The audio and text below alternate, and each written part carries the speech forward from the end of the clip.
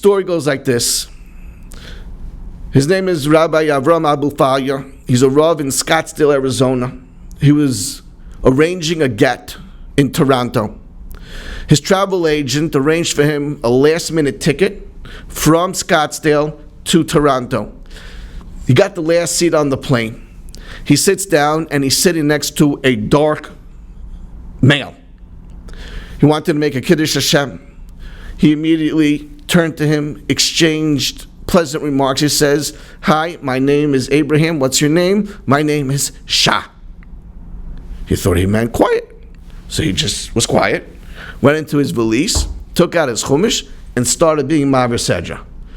It was Parshas Chukas. This dark individual, Shah, looks over, and Avram Abufaya is looking, keeps on looking. What does this guy want? Finally, the dark man says, "What are those words?" He says, "Which words?" "That." He pointed. It's that? It says, Chukas HaTorah. "Why do you care?" He said, "I want to know, what do those words mean?" It means these are the laws of the Torah. "Why do you care about that?" He pulls up the sleeve of his arm, and he has a tattoo. And tattooed on his arm are the words, Chukas HaTorah. Rabbi Ufaya looks at this, he goes, "What is that?" Says it's a Chinese proverb.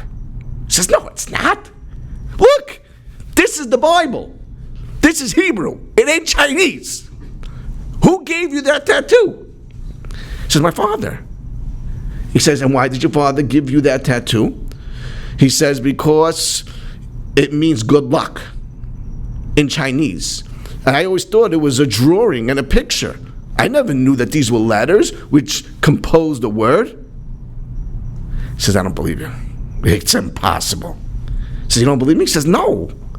He says, "It's just very hard to say. It's Chinese and it's a proverb, it means good luck. Here's the Bible, it means laws of the Torah." He says, "Call my dad." And he gave him his dad's number.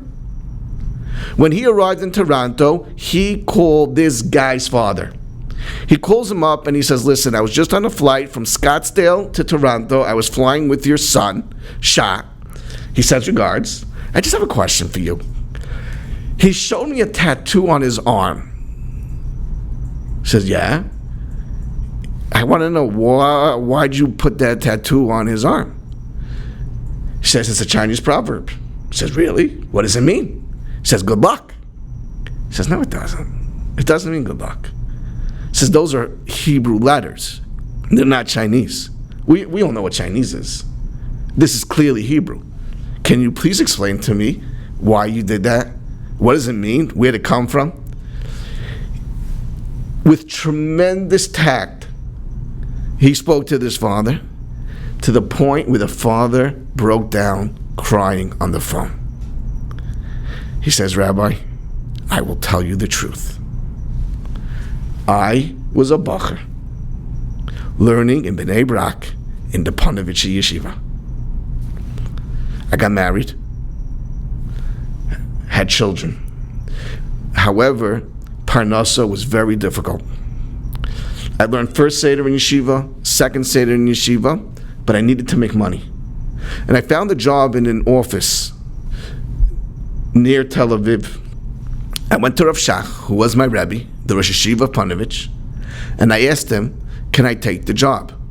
And Rav Shach said yes. A few months later, they hired cleaning help.